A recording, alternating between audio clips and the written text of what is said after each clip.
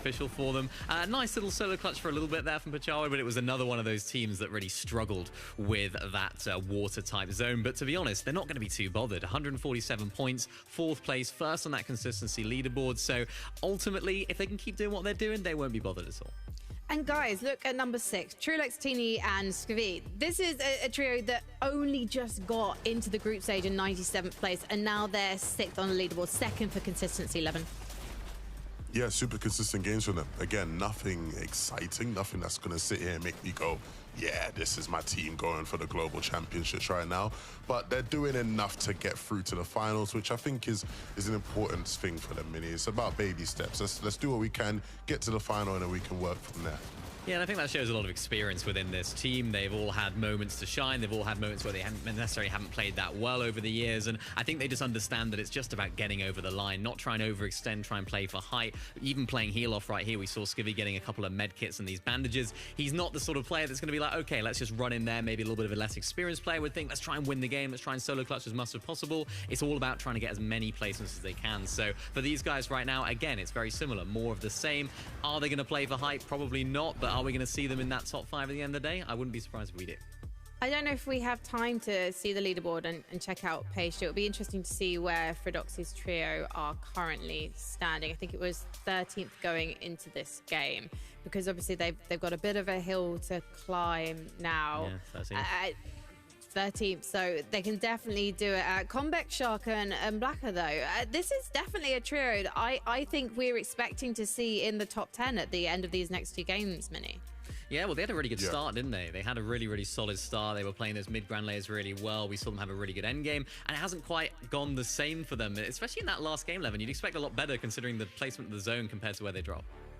Well, yeah, they were one of the teams that struggled with the zone, right? On that zone 7 pool, when it's like going towards Utopia City, they were having to traverse across the water. They ended up having to take a fight because they were below on surge, right? So it's not just struggling for the rotation. It's struggling to actually just even like stay in the game on damage. A couple uncharacteristic, missed shots from Shark there as well in one of those fights, and they end up going down as a result. But they're just on the bubble there, right? There's still a couple more games for them to get it done. And meanwhile, inside the top 10, we have Howley and his trio. Not necessarily a team that I was going, yeah, guaranteed top 10, but they're looking really comfortable at the moment, Levin. Yeah, I mean, look, this is a team with, a bunch of experience in top EU lobbies. And so I think, again, they're starting to get comfortable in these ones.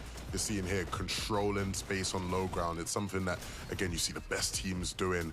And I think for these guys, if they can keep playing this way, they'll be, breezing their way through.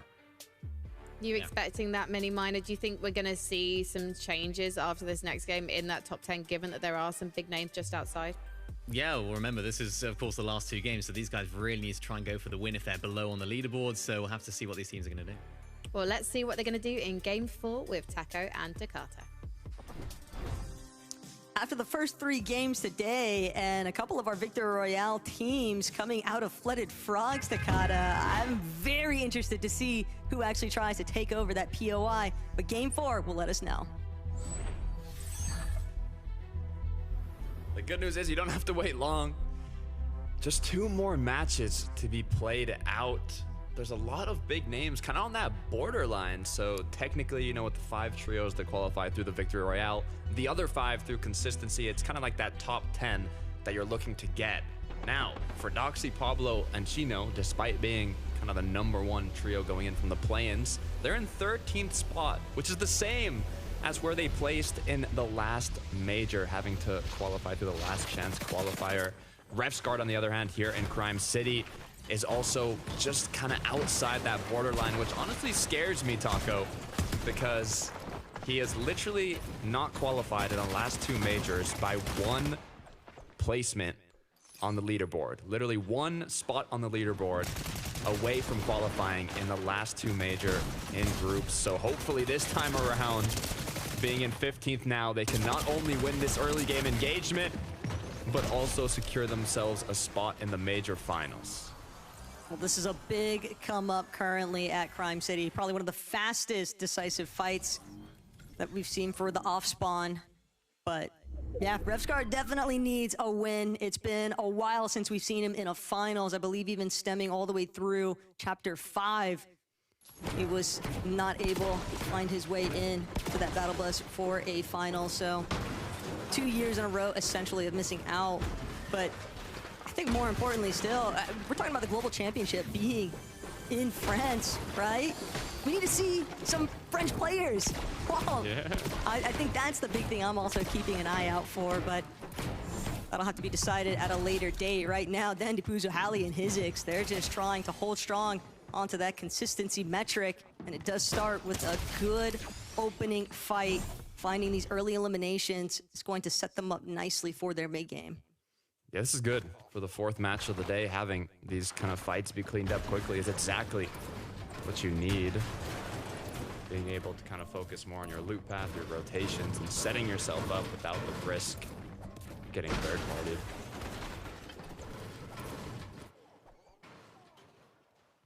Slow and steady. You know that you're on your second to last match before the conclusion of Group 1. And most of these teams do not want to spend on last chance qualifier. Klitschko, that is an unfortunate misstep. You never know when teams are just setting up, catch you off guard. These outskirt positions. Antoine now trying to chase out Greg, and Greg doing what he can to get some space, but now another team in the distance. That could be the backup that Greg needs. Finally finding a little bit of breathing room to replenish some of his shield. Hey, nice shots being connected, though. That's good Do teammate have the backup. player advantage. Backup coming in. This would be a nice fight to be able to clean up. Issue is 5 materials. It's always a little risky when you're fighting without mats, even if you have that upper hand. Craig now grouped up, gonna be able to pop those extra shields, and Superman spray will only help so much when a lot of the builds there cannot be destroyed. Kind of trapped right now, though, and Ooh. not sold that this trio really wants to give up chasing out Craig and Wed, but they're not the only ones that are going to have to make some decisions.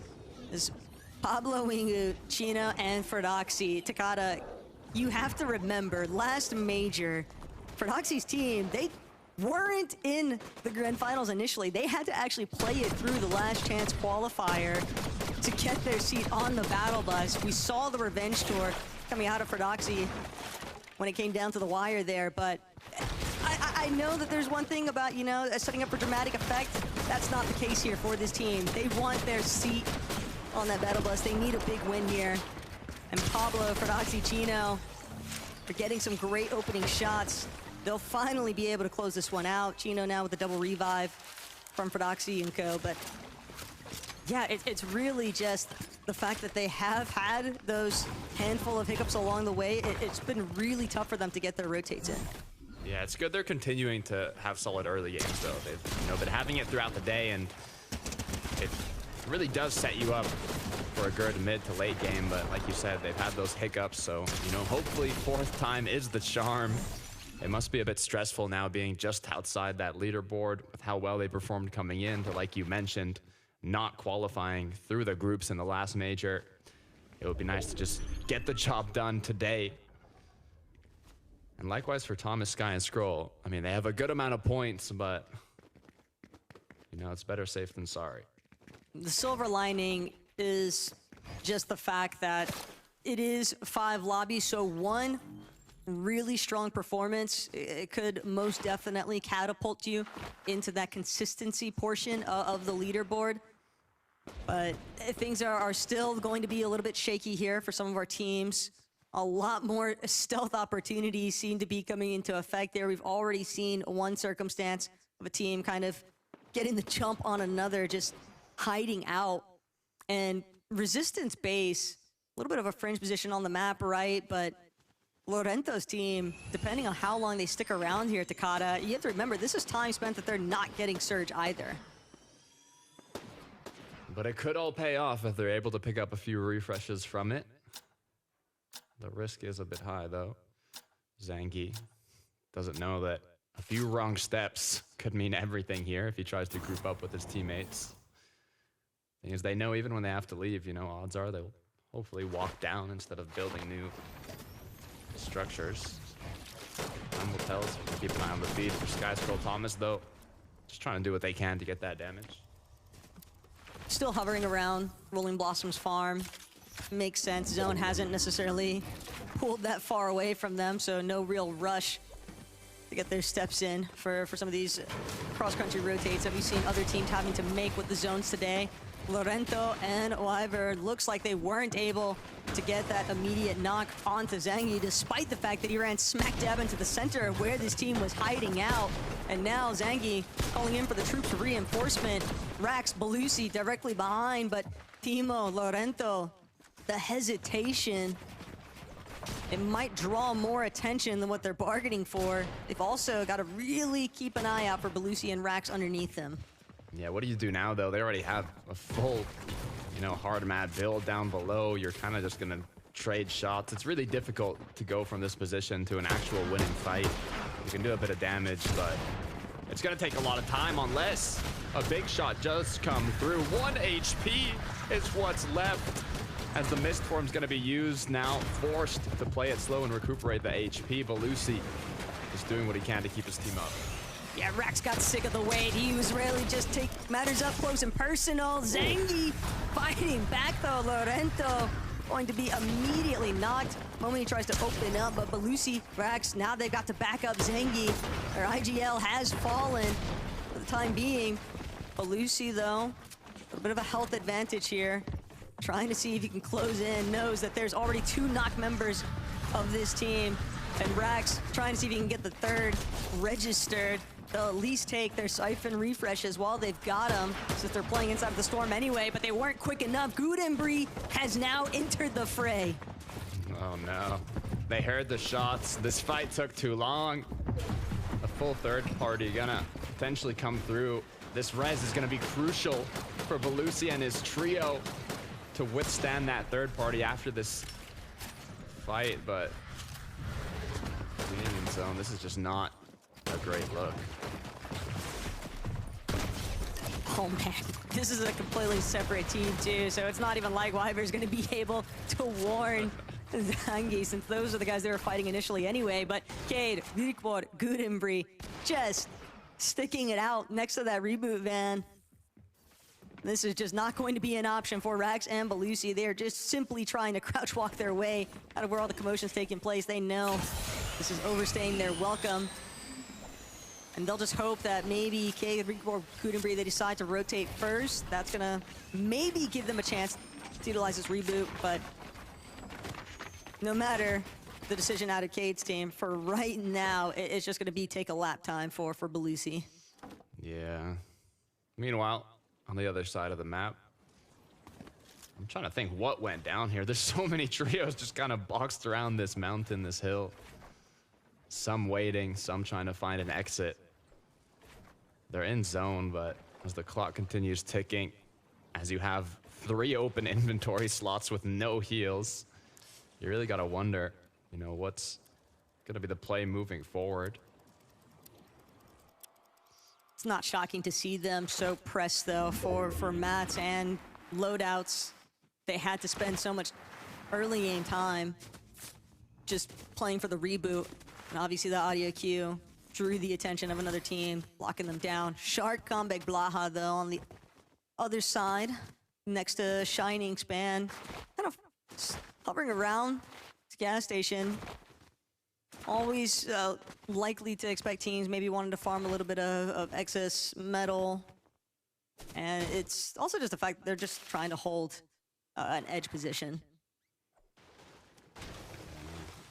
Heroes, Rennick, and Dinas, though, are quite deep into this zone here.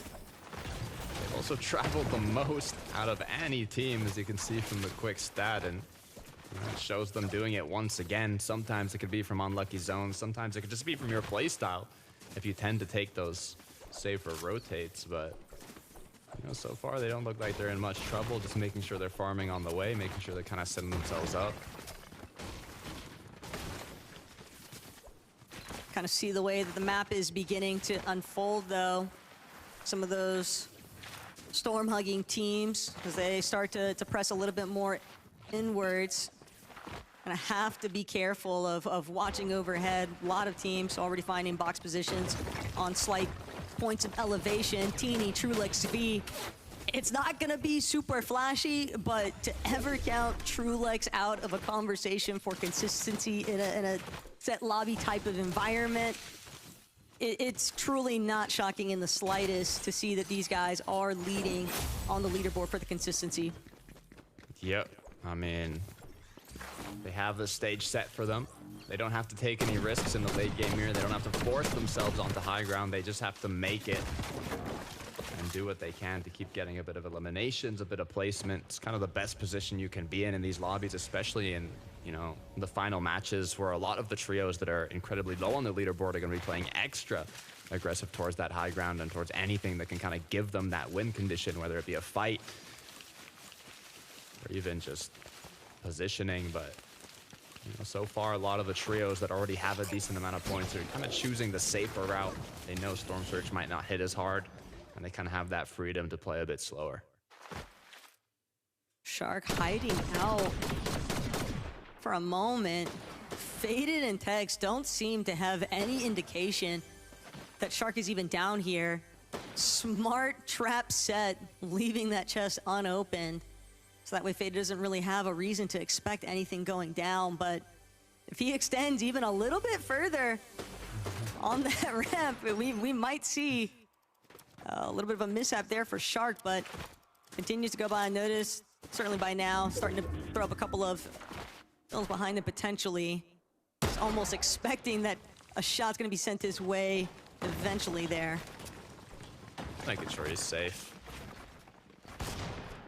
Low-key, Sandguild. By Supernova now, just trying to see what Cade is up to. On the side. Do they know? Plus about whether Sandguild and his team know. They're definitely looking for someone. So they are fully aware. You know, Cade's not out of the thick of it just yet.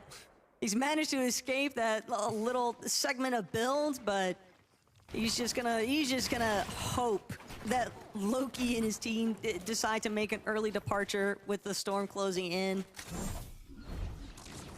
Even with them leaving, though, I would expect them to kind of just keep looking back, and that could potentially hold Cade inside Storm for a much longer period than what he was actually looking for. Nice shots, though, out of Momsy, Skyjump, and Refscar. That's a big refresh, max material. This is looking like a solid loadout here for Momsy, and I'm sure that the other members of this team are rocking pretty similar things. 100%. Good positioning here on the snowy side of the map. Nice little mountain to base up on. Interesting that Howley is actually leading the pack in terms of eliminations at double digits with 10. They have 3 as a trio this match, but a majority of those eliminations do come in the later half of the match. So especially in these final games, you really don't want to be taking those risks unless it's completely necessary and you're lower down on the board. So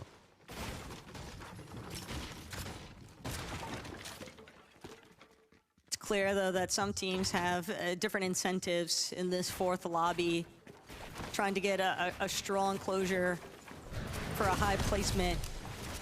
Could really be the separating factor here as Craig does take out Tex. Faded could be in a serious, I was gonna say it's gonna be a bit of a hindrance, but of course it's going to be a problem. He's not even gonna be able to get out. He actually gets knocked along the way. Craig and Wed. They're still needing to fight potentially. No, that immediate shift out, but loses his shields entirely, can never afford to keep a wall open too long.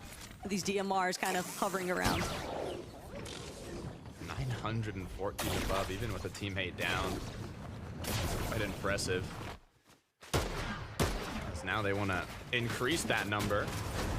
The aggression coming through. You can see this is a trio that needs a big match, and they're going to do what they can to get it.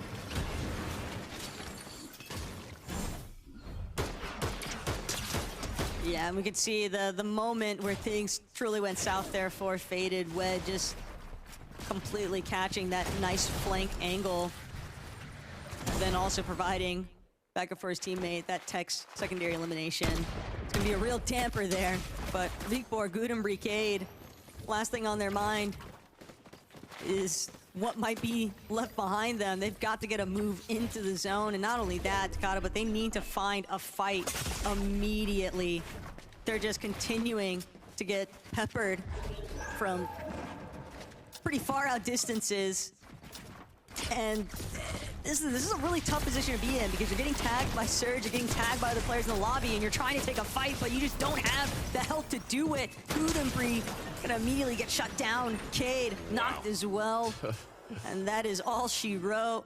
Vigren and the Ox will get that double revive on their knocked member. A big loss there. Could have been a nice come up, but instead, just gonna have to sit and wait for that final lobby to come through. Yeah, that was quick too. That did not last long at all.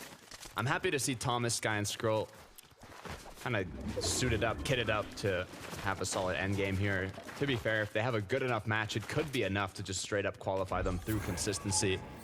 They've started so strong already. Just one more big match is all they really need. So Ned doing, you know, what he can to stay up above and take those shots onto the players rotating on in.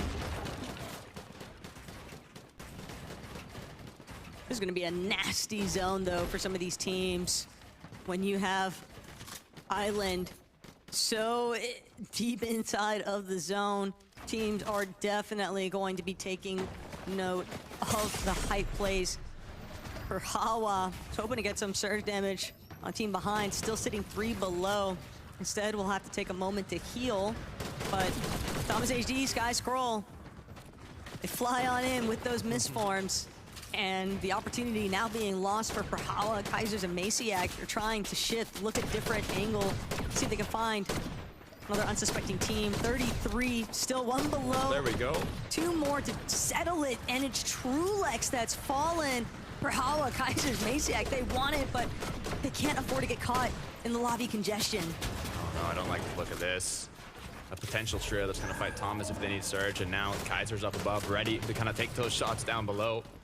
I don't like the look for any of the trios on this side of the zone now that they also have to rotate along kind of the east side here. Kaiser's Brawlhalla have to kind of plan their rotate. They could rotate behind these players. Some maybe even have to be careful from that island. Luckily enough, we know that there's nobody up there currently. Shark, Blaha, Comeback. We've been waiting for a big match. Will this be the one? 446 above. They don't have those early game eliminations, but their eyes are on the final parts of this match.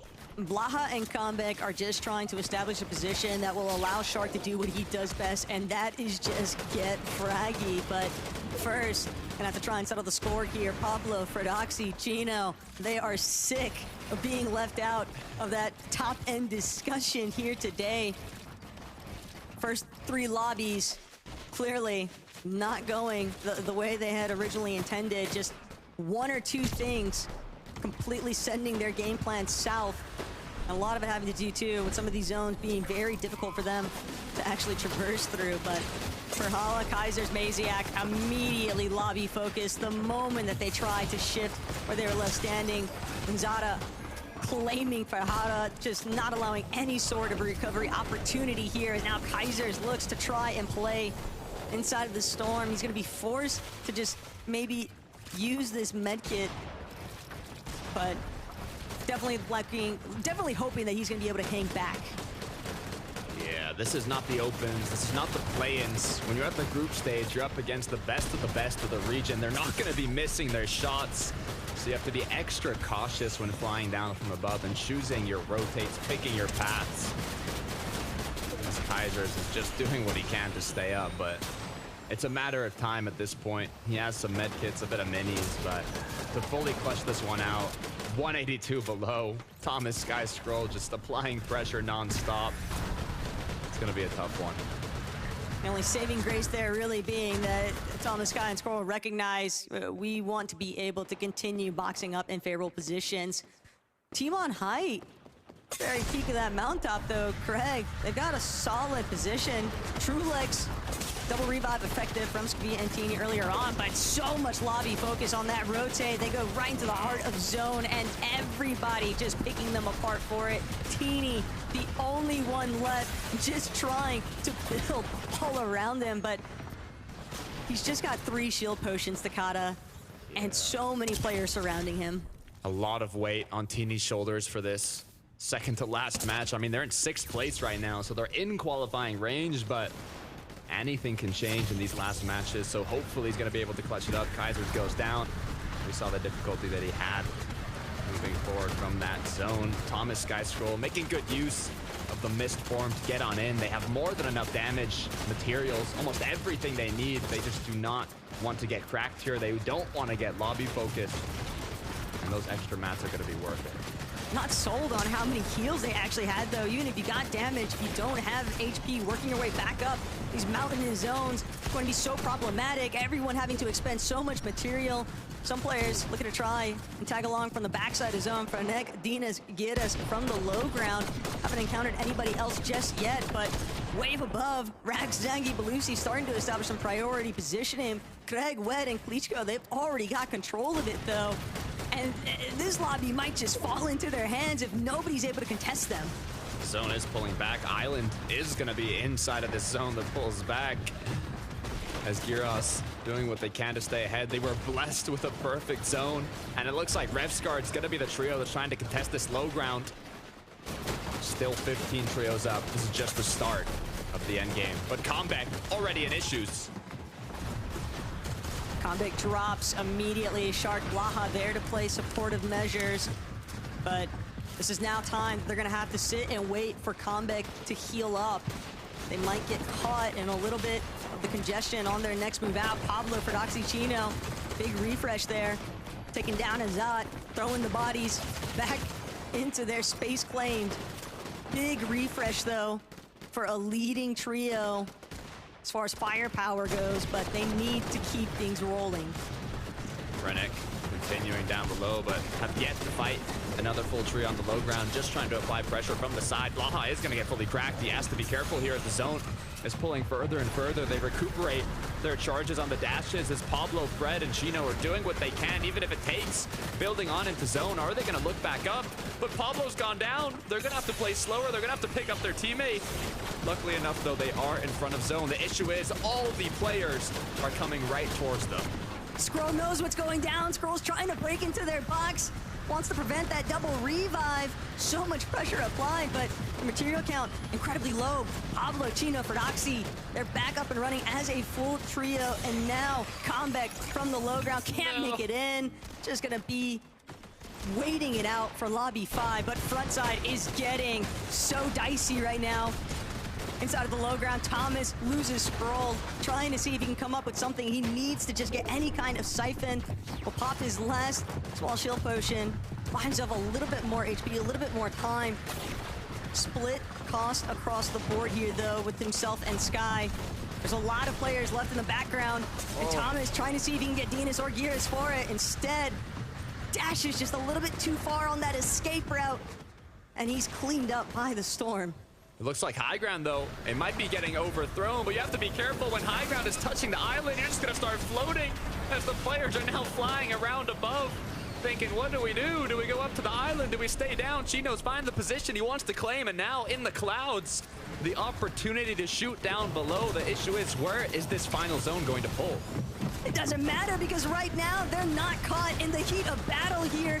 All these teams stuck underneath the island. Gires, Franek, just trying to fight it out, but they're not going to be able to escape. These elevation shifts are just simply too brutal. Franek from the backside, he's going to come through on that misform, but Ferdoxy way up above. If it comes to heal off, he's got it covered. Chino will get cleaned up, though.